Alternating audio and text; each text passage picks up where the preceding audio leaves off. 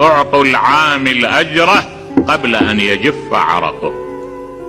انت عندك عامل، انت شبعان ما تدري، ترجع للبيت ومكتفي، وهذا مسكين عايش على هاليوم، يوم بيومه.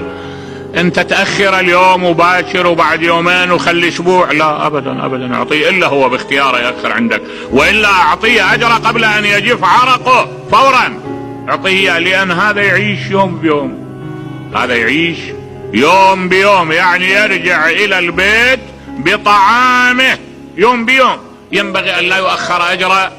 انت لا تتصور ان هذه الامنيات اللي عندك تحصلها بدون عمل، مجرد ايمانك بان الله يعطي مو كافي، لا، اعمل حتى تستحق العطاء.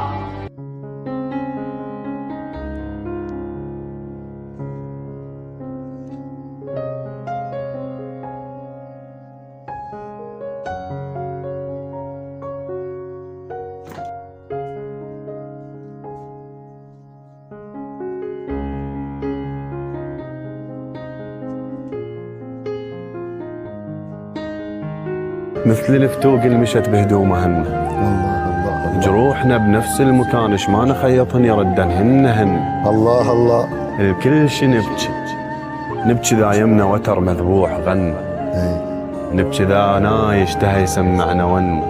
لا ظالم لي واحد، لا ماشي ابليس، لا بايق عنب، لا كاسر السله، شاليش الوقت ناصب عداوه وياي، شو حتى لي سبني ترحمت له.